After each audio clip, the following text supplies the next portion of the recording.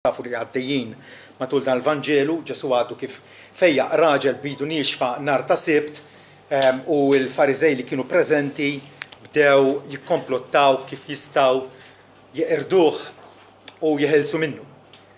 Imma Ġesu konxju ta' dan irtira minn hemm u segwewh folol kbar u kuralhom il-morda kollha tagħhom. U ittibhom sabiex ma jagħmluhx magħruf, sabiex ittwettaq il-ħaġa mitkellma permezz ta' Iżajja l-profeta meta qal ara. Is-seftur tiegħi li ħtart, il-maħbub tiegħi li bih titaxxaq ruħi. Se nqiegħed l-ispirtu tiegħi fuqu u se annunzja l-ġustizzja lill-ġentili. Mhux se jitlewwem u lanqas jgħajjad. Lanqas ħadd ma jisma' leħnu fit-toroq. Qasba mġelġla mhux se jiksirha. U ftila ddaħħan mhux se jitfiha sakemm imexxi l-ġustizzja l-vittorja u f'ismu qatt jittamaw il-ġentili. Amen. Din hija l-kelma tal-Alla aħwa jew nitolbu l-kol fil-kien. Ġesu għall-qaddis Talla u der fostna fuq l-art fost nies korrotti u midimba u mbedi minn Alla u allura bil-fors aħna bil-mat ngħidu dardar lil maqiegħed. Fil-konfront tiegħu man-nies bil-fors inħolqot din it-tensjoni.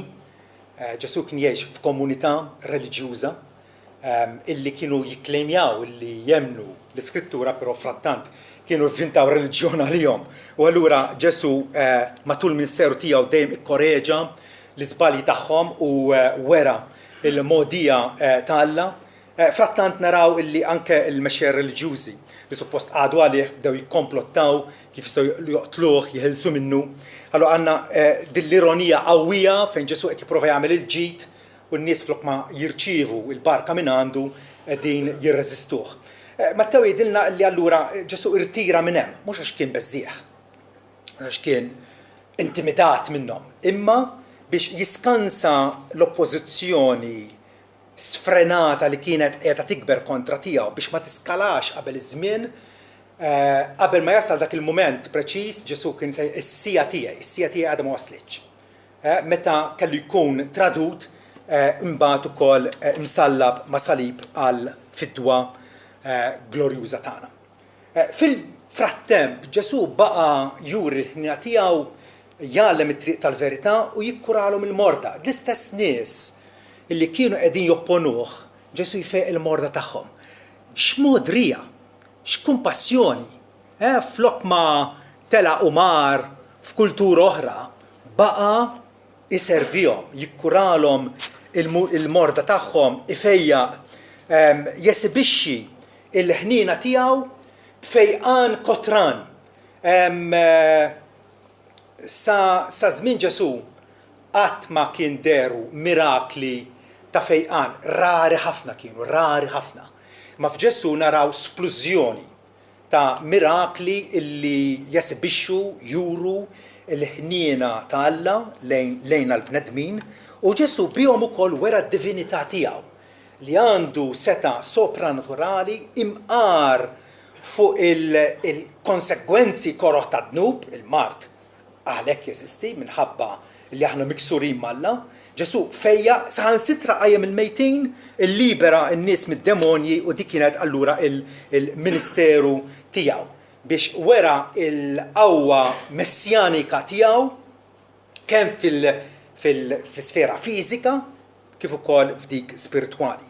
Ġesu esprima il-modrija tal-Alla lejna nies bħalna li kienu afflitti bid-dnub. U l-disċipli tiegħu meta twarbu minn hemmhekk u ddibhom sabiex ma jagħmluhx magħruf. Qed jgħidulhom isma' tgħidux għalissa illi jiena l-Messija. Tiftihem din. Ġesu ġie u l-disċipli qed jurihom li hu dak li Alla kien wieħed mill-antik li kellu jiġi biex ikun is-salvatur tad-dinja. U hekk qed jgħidulhom biex ma jagħmluhx magħruf. Biex ma jħorġuhx fid-der pubblikament. Infatti anke ħutu stess, nafu li Ġesu kellu aħwa l-ulied Ġuseppe u Marija, illi darba qalulu Għalulu, ħadd ma jagħmel xi ħaġa bil-moħħbi meta hu nnifsu jfittex li jkun magħruf pubblikament. Jekk qed tagħmel dal-ħwejjeġ, jekk qed tagħmel dal-mirakli quddiem in-nies, uri jekk innifsek lid-dinja, allura inżel Ġerusalemm fil-kapitali tagħna fejn hemm l-Ġusi kbar ħalli timpressjonhom. U Mattew jikkwota minn Iżajja 42 bħala spjegazzjoni għala Ġesu baqa' lura milli jikxef l-identità vera tiegħu quddiem in-nies. Ġesu għamel hekk u xtaq li ma jkunx magħruf sabiex għaliex ma kienx għadu wasal iż-żmien tal-eżaltazzjoni tiegħu.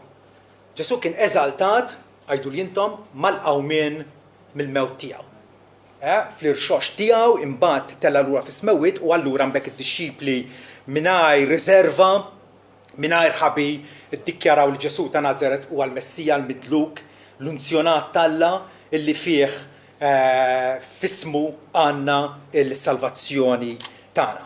Però sakemm Ġesu kien għadu miexi lejn il-Kalvarju, Ġesu qis li nnifsu bħala għaddej talla, u infatti il-kwotazzjoni minn Iżajja infatti tiftaħ billi tgħid ara Alla qed titkellem.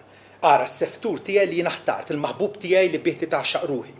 Ġifi Ġesu xtaq li jibqa' daqsxejn lura il għaliex ukoll rrid iniedi u jistabbilixxi l-ġustizzja mhux b'xi wirja fantastika ta' qawwa militari jew ta' qawwa jew xi dimostrazzjoni teatrika li biha jimpressjona n-nies, imma billi bil-manswetudni, bil-qawwa tal-verità jiġbor dixxipli biex imbagħad ukoll ixandruh mhux f'Iżrael biss imma mad-dinja kollha.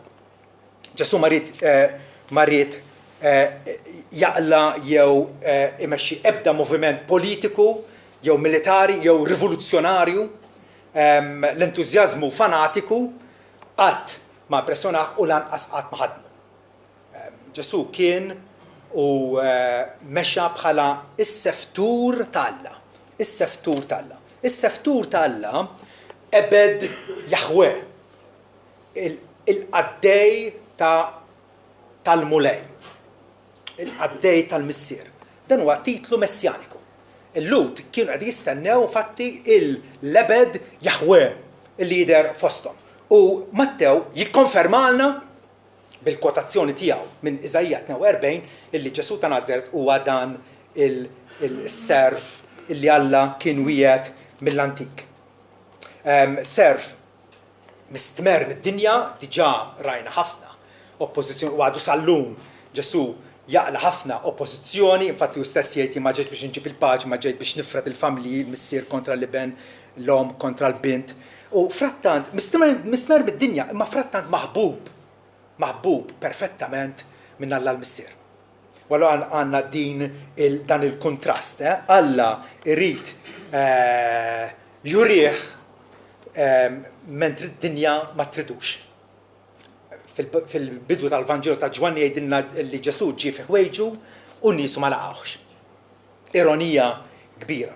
Ħanaraw daqsxejn mela allura kif inhu deskritt dan il-qaddej ta' Alla, dan il-lebed Jaħwe, dan is-serf ta' Alla illi ġie biex jagħmel ir-rieda ta' Alla. Għandna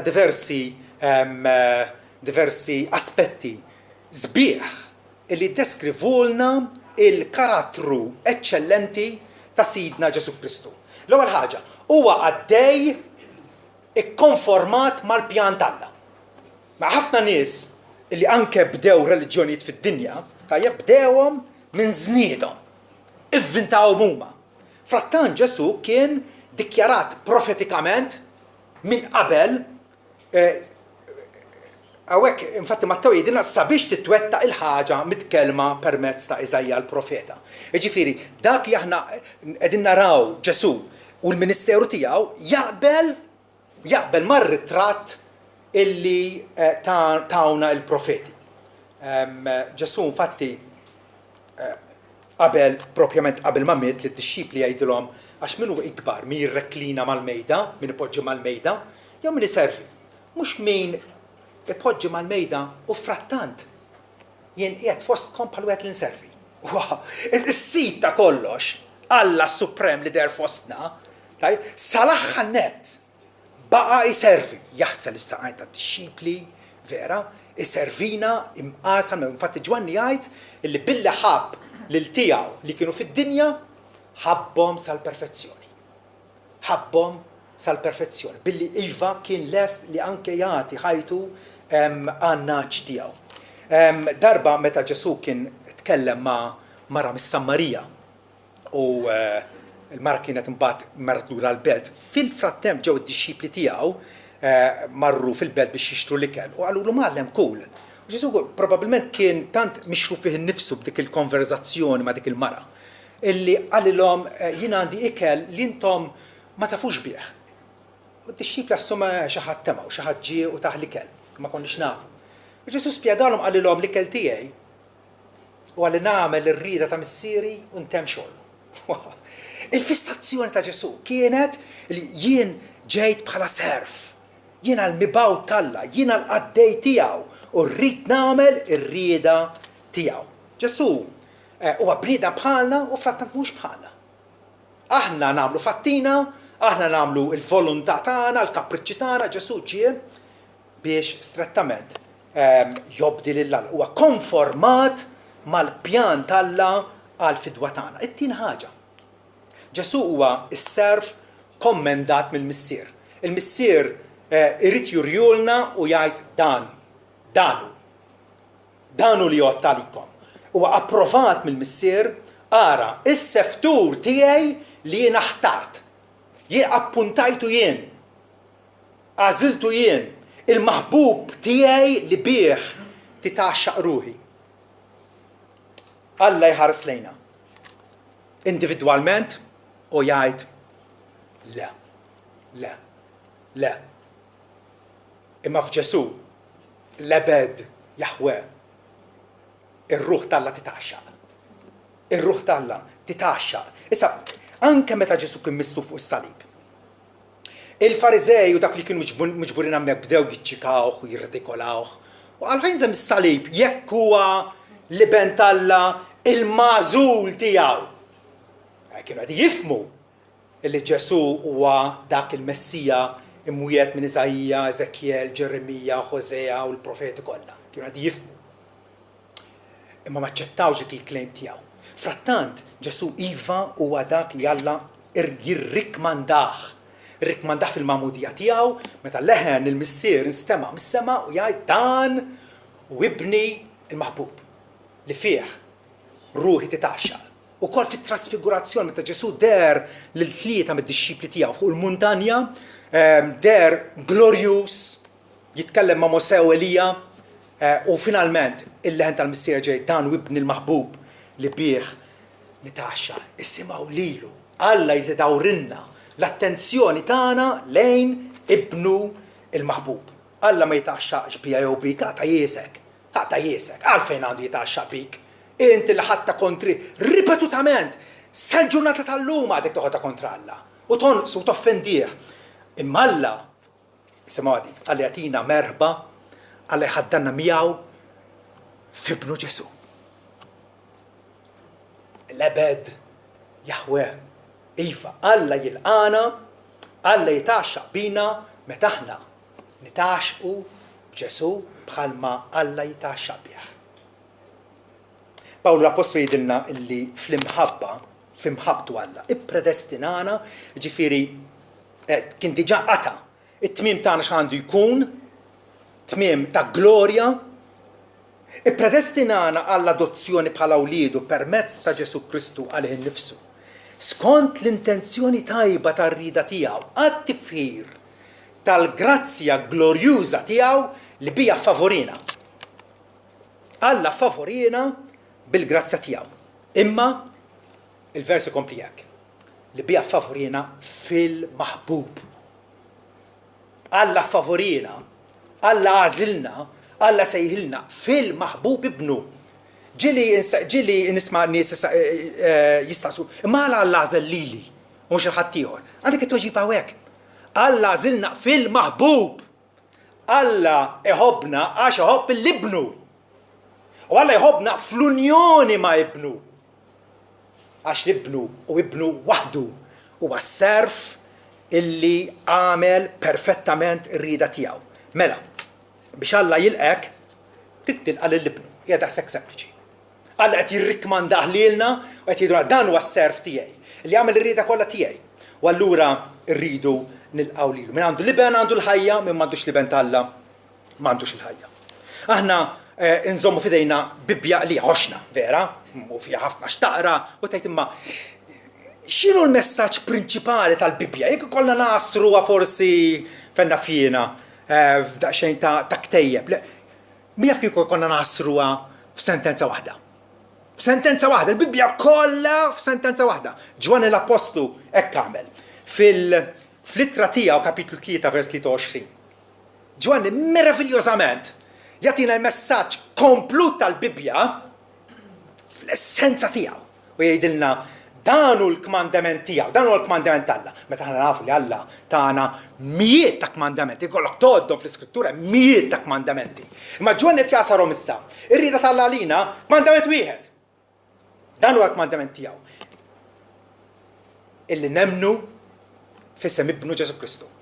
U nħobbu l-xulxin bħalma tagħna l-kmandament. Alla jridna li nsibu l-ħajja f'Ibnu Ġesu illi jobdih perfettament u għal-pena aħna nkunu imlaqmin fih fid-dilja l-vera imbagħad nagħtu l-frottana, ċoe inħobbu l-xulxin bħalma tagħna l-kmandament. Il-Bibbja hija sabiħa hija messaġġ ta' tama il għaliex taqtalna jisna minn nfusna u ddawrilna l-ħarsa ta' ruħna lejn l-ebed Jaħweh, is-serf tal-Alla illi Alla joġbu lil Ġesu. Ġesu Alla jsib għaxqa trement għaxa perfetta f'Ibnu Ġesu. Ħankomplu f'din id-diskrizzjoni ta' Ġesu. Jgħidilna wkoll illi huwa servjent tal-Alla kummissjonat mill-Ispiritu Santu. Huwa kummissjonat huwa ħanidok imqawwi bl-Ispiritu Santu. Vers 18 jgħidilna se nqiegħed l-Ispiritu tiegħi fuqu. Se nqiegħed l-Ispiritu tiegħi fuqu. Ovvjament Ġesu mill-konċepiment tiegħu mindu tnissel fil-ġuf tal-Verġin Marja kien mimli bl-Ispiritu Santu.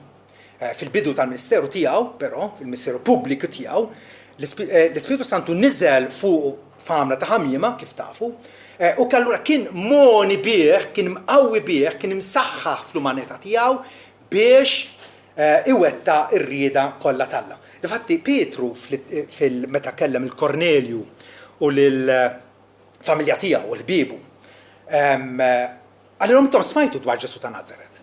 Smajtu dwaru. Kif Alla unzjonaħ bl-Ispiritu Santu u s-seta u għadda jagħmel il-ġid u jfejjaq il dawk oppressati mix-xitan għax Alla kien miegħu. Pietru qed jgħidilna li Ġesu kien unzjonat mill-Ispiritu Santu.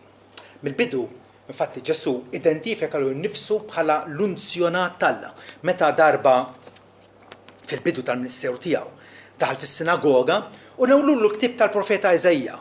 Scroll fetħu u sab fejn kien hemm miktub l-Ispirtu tas-sit wa fuqi għax unzjonani ħalli nxandar l-Evanġelju l-foqra.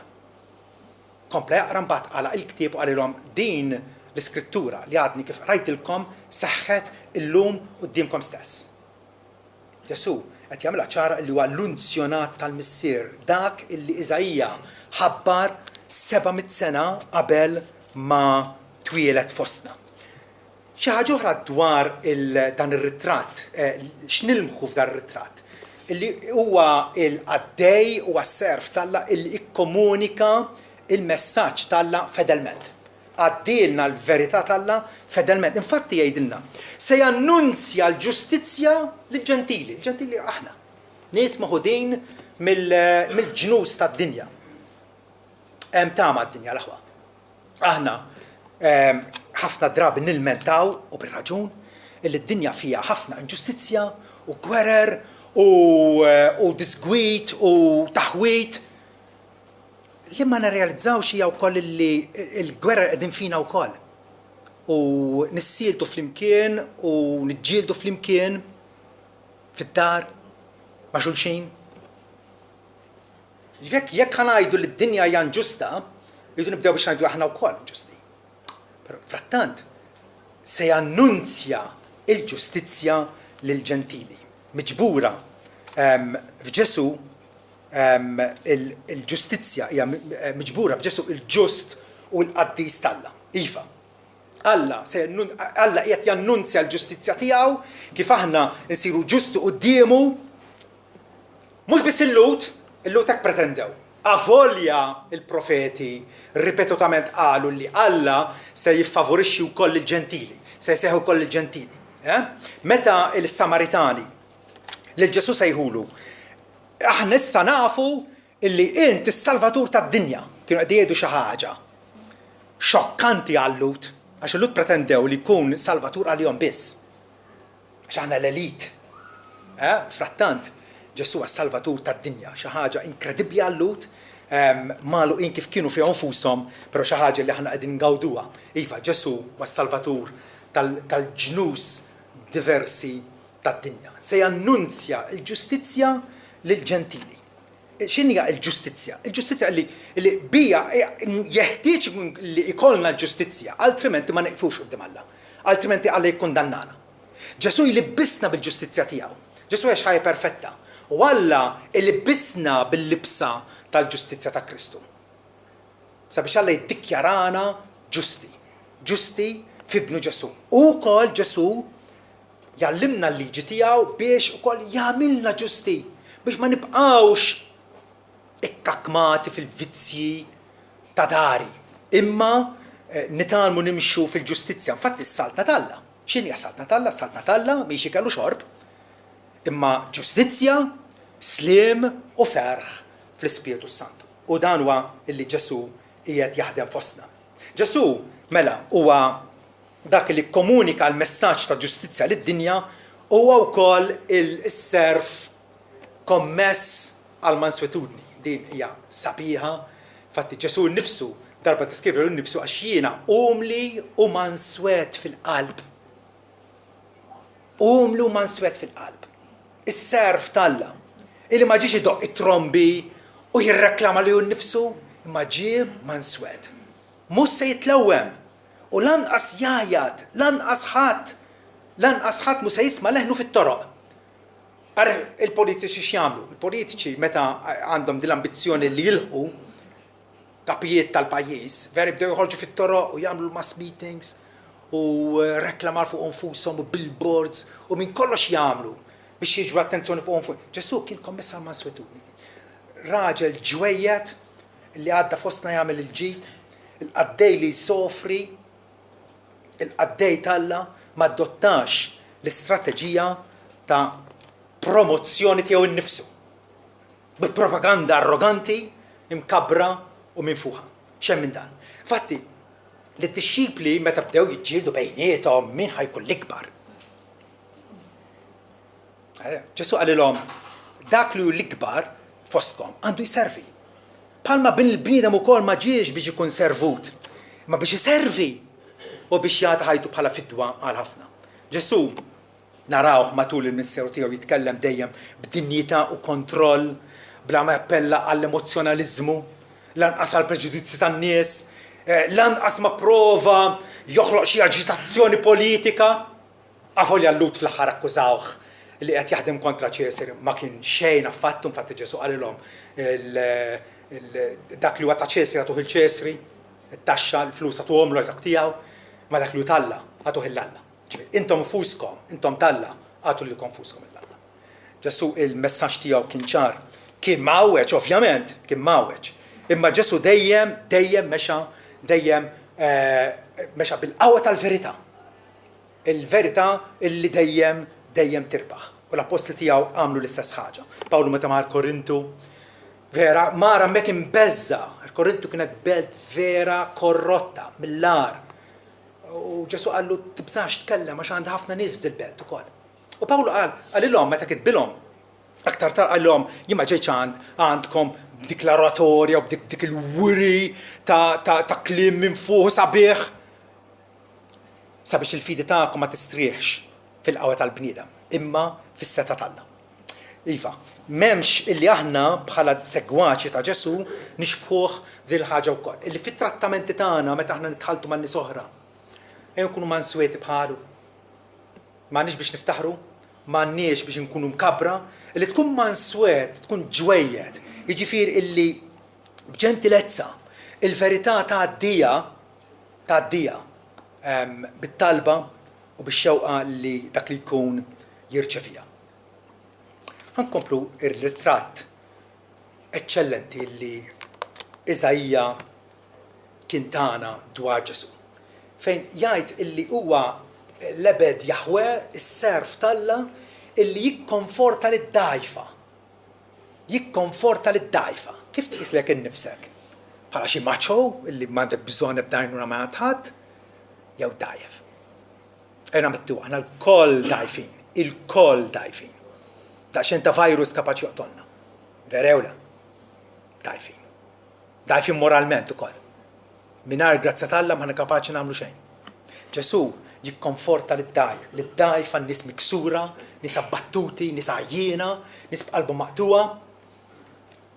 Diversi nies ingħaqdu magħna f'din il-miġema dal-aħħar u xogħod minnhom anke qaluli l-iswa ta' ħajjithom illi qalbek tinafas għaliex tintabaħ illi n-nies ħafna nies għandhom passat u għandhom passat ikraħ, toqol, tabija insapportabbli. Ma qed imur id-dar u l-Alla nirringrazzjana x'Salvatur qawwient li anke l dawn in-nies li kienu emarġinati. Ħadd ma jridhom, inti sejjaħtilhom u għamilthom onja fil-fidi. Ġifieri, Alla qed jippreżentalna il-qaddej tiegħu illi jikkonforta lid-dgħajfa. Isimgħu, qasba mġelġla mhux se jiksirha u ftila ddaħħan mhux se jitfiha sakemm imexxi l-ġustizzja għall-vittorja. Ġesu huwa dak ir-raj tajjeb illi jekk jara naġa b'sieqa mfekka ma tistax timxi, idewwija. Jew ħarufa li għadha tant żgħira illi ma tistax tagħmel pass, jirfaħħa fih danu. Ġesu huwa Salvatur sensittiv ta' mod reali ma bħala ta' kumpassjoni per eċċellenza. Qasba mġelġla mhux se jiksirha. Qasba mġelġla tkun qasba li tkun isa diġà rabbiet ix-xaq. Bdiet tinkiser. Issa il-lut dakinhar. Il-qasab setgħu kellhom abbondanza ta' qasab. Kemm tiżelwiet tal-qasab minnu tagħmel xi xbiek għal ħut jew xi purtiera ħasira jew xi fifra biex joqgħod iddoqqa intu tirrannaġ. Ġifieri qasab kien abbondanti. Bl-irħis ma kienx inbieħ għax ma jiswa xejn. Timmaġina xi ħadd li mur jaqta' il-qasab mill-wied u jżomm għalih innifsu qasba imġelġla, qasba li bdiet tixxaqqaq. Dik ma tiswa xejn. Ġesu qed jgħidha anke nies bħalna li ma jswew xejn. Ġesu jgħadirna. Idewwina. Ifejjaq ir-ruħ tagħna ma jarminiex. Is-sistema tad-dinja l-kontra. Min javvanza l-qudiem? Minu Satan, min għandu l-qawwa, min għandu l-influenza, min għandu min jagħtih palata. Dawk ma nies javvanzaw. Ġesu isejjaħ lejh lin-nies dgħajfa. Anke ftila d-daħħa ma jitfijiex. Ftila d-daħħan hija ftila li tkun naqsilha żejt, wasal biex tintefa'. Ġesu jerġa' iferra żejt fir-ruħ tagħna biex nibqgħu mixawla. Taqtax qatt m'għandek taqta' qalbek meta taf x'serv per eċċellenza Alla tagħna għall-ġid tagħna. L-ebed Jaħwe illi jikkonforta lid-dgħajfa, ifarraġ id-dgħajfa. Ġesu fl-ewwel miġja tiegħu ma ġiex biex jeqret il-batut. Infatti fi Ġwanni 10 vers 10 jgħidilna illi il-ħalliel ma jiġix biex jisraq u jeqteq u jeqret. Imma jiena ġejt biex intom ikolkom il-ħajja u ħajja bl-abbondanza. Mhux biss tagħtina ħajja eterna imma ħajja ta' kwalità, ħajja li ngħixu għall-glorja tiegħu. Bħalma Ġesu darba sab il-raġel vera kien ftila d-daħħan mitfuħ hemmhekk għal 38 sena kien mifluġ ma jistax jimxi. Fil-menqa ma' nies invalidi oħra Ġesu jmur fuqu. Għallu trid tfieq. Għallu mulej ma' dilħat niżillif l-ilma meta l-ilma jkun aġitat. Ġesu fejqu. Aktar tard sabu fit-tempju u qallu sir ara, sir b'saħħtek, tidnibx iżjed sabiex ma tiġrilek xi ħaġa ħar. Ġesu jfejjaqna fir-ruħ tagħna u jagħtina futur. Futuru tama. Ġesu waħdu kapaċi jagħmilha. Ġesu li ma ġiex biex jaqret, aħna neqirdu xulxin. Neqirdu trabi fil-ġuf mesna nistħu. Mesna nirexu. Noqtlu lill-bnedmin bħalna. Għax huma dgħajfa, għax mhumiex kapaċi jgħajtu, ma mhux kapaċi jiddefendu l-nfushom, aħna neqirdu Alla jirrestawra. Imqal iċkejknin, Ġesu kienu ħobbi sejħilna iċkejknin tiegħi. Araw li ma toffendux il xi wieħed miċkejknin tiegħi. Jekk tagħmlu hekk jaqblilkom torbtu ġebla ta' mitnamon qomtu tintafu fil-baħar u tkunu marqin fil-baħar. Ġesu josna u jipproteġina għavolja aħna żgħar. Ja term of endearment. Ġesu, permettenti iċkejkuni tiegħi. Għarfi iċkejkuni tiegħi għax tant tħobbu. U hekk aħna qudiem id-dinja bla importanza, bla fejda, imma għal serf talla iva.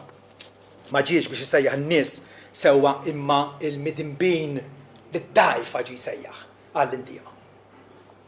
Finalment, Ġesu għaddej Alla illi jasal sal-konsumazzjoni tar-rebħa finali.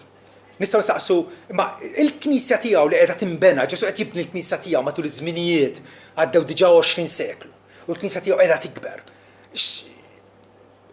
Fit-tmiem x'hemm? Il-profeta jgħidilna sakemm imexxi l-ġustizzja għall-vittorja u f'ismu għad jittamaw il-ġentili. Taf x'qed jgħid hawnhekk? Illi il-ġustizzja, jiġifieri l-għajxien ġust quddiem Alla, għad ikun realtà fid-dinja. Għad ikun realtà fid-dinja.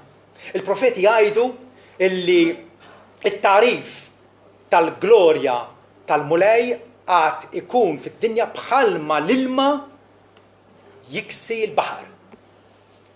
Iva, meta aħna ngħidu tiġi saltnatek, qegħdin ngħidu mulej ġib il-ġustizzja tiegħek fuq l-art. Ġib il-ġustizzja tiegħek fuq l-art. Permezz ta' meħħaġiba, permezz ta' ibnu Ġesu. Minkejja l-oppressjoni, minkejja il-persekuzzjoni u r-roftiment, Ġesu huwa destinat li jkun vittorjuż mondjalment. Vittorjuż fuq id-dinja kollha. Vittorjuż fuq id-dinja kollha. Fuq il-lemin tiegħu ikollu l-dawk li jafdaw fih. Dan huwa il-qaddej illi Alla jridna nħarsu lejh, nitpaxxaw bih u nafdaw fih. Niftakar meta morna Londra jien u l-familja tiegħi, ikkonvinċejthom biex jiġu miegħi il-National Gallery. Mużew kbir f'Londra, ġew miegħi x'jiena kont mort magħhom fil-ħwienet, allura mbagħad patta boħra kellhom jiġu miegħi. U allura ħassejtna xejnek orgoljus, nfehmhom il-pitturi u waħda li kienu ħajbqgħu għaddejjin quddiem, għattilhom iqfu. Hans Holbein, The Ambassadors. X'fija? Żewġ tirġiel, imma jieqfu bil-qiegħda, għandkom dal-bank poġġu bil-qiegħda hawnhekk. U ħarsu lejha. Hans Holbein bittira 32 sena qabel l-assedju l-kbir. Waħda mill-kapolavuri tiegħu. Fija xalata li wera il-kapaċità tiegħu bħala artist. Għandek da żewġ irġiel libsin il-bis tal-fer u bis-satin u fuq il-mejdem diversi strumenti tax-xjenza, tal-mużika, bid-drappijiet fuq wara kollha disinni. Il-meravilja tal-pittura. Għettilhom dawn kienu żewġ ambaxxaturi fi żmien meta kien hemm id-disgwit bejn Franza u l-Ingilterra. U bdejt infehmhom, għettilhom ara kemm huma sinjuri, ara huma nies ta' importanza. Għettilhom però dik il-pittura fiha sigriet, x'sigriet fiha, kollox qegħdin naraw. Għettilhom hemm minn din naħa. Ħarsu la ġemba l-pittura minn dal-angolu. U hemm qisha xi ħaġa imtawla hekk inħadd isfel. X'int tħares lejha tara rasta mewt. Holbein qed għad il-messaġġ li minkejja l-pompożità u minkejja l-popolarità ta' dawn iż-żewġ ambaxxaturi ħajmutu. ras ta' mewt. U allura Marti u Lidi ħabbew għad il-pittura bqajna nsemmuha bħala l-aqwa pittura li hemm in-National Gallery. Naħseb jiena kieku samana Hans Holbein kien jgħid bejn u berru kont naf li artist tal-prima klassi, kont naf. U tawuna bħala kapolavur tal-kapaċità artistika tiegħu. Alla wkoll irid jimpressjonana. Irid jimpressjonana. Kif ħa impressjonana Alla? Kif se jiġbidna l-attenzjoni? B'xi ħadd li hu bħalna u b'xi ħadd li mu assolutament xejn bħalna. Ibnu Ġesu. Ġesu bħalna, bniedem bħalna, li rifes fuq id-dinja bħalna u mhux xejn bħalna għax Ġesu l-Alla bdieħ aħna m'dduħx. Alla jridna ħasu reħ. Ara is-seftur tiegħi li naħtart. Arawh, iffoka l-attenzjoni tiegħek fuq. Alla nnifsu qed jordnalek. Qed jikmandak biex iddawwar il-ħadd tibqax għaddej bħalma kienu se jagħmlu Martu u Liedi minn dil-pittura. Iqaf. Ħarsew. Studja.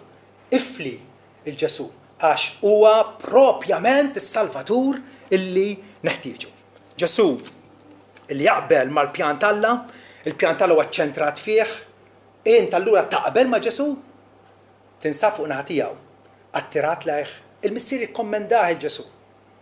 Qiegħed jirrikmandah lilna. Int ukoll qiegħed tarfu lil ħadd ieħor. Ġesu kien midluk bl-Ispiritu Santu.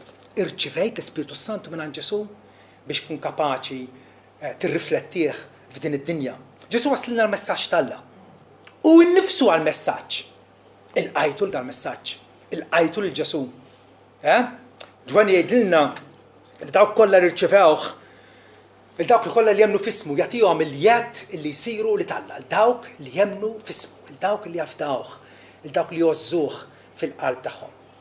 Ġesu kif għadna huwa karatterizzat b'manswetudni, ma ġiex ifittex il-jed tiegħu. Ma ġiex ifittex id-drittijiet tiegħu, ġie biex jaqdi. U allura l-istess ħaġa għandna nkunu aħna. Ġesu wkoll ifarraġ id-dgħajfa, il-batuti, qed tadotta din l-istess attitudni li ħadd ieħor. Jew biħsiebek tibqa' ttajjar l-irjus u timxi b'nuqqas ta' rispett ma' ħadd ieħor. Le Ġesu ifarraġ id-dgħajfa, jilqahom, jagħtihom merħba f'danu. Ġesu wkoll il-garanzija ta' vittorja eterna. Trid tkun vittorjuż? Anke fil-logħba aħna rridu nkunu rebbieħa vera u nikkompetu, rridu nkunu bħala ħajjitna issa, bħala d-destin etern tagħna. Trid tkun vittorjuż? Trid tkun fuq naħa tar-rebbieħa? Mu fuq naħa ta' Ġesu. Ara il-serv tiegħi li jien ħtart. Ilqa' lil Ġesu u Alla jilqa' lilek. Amen.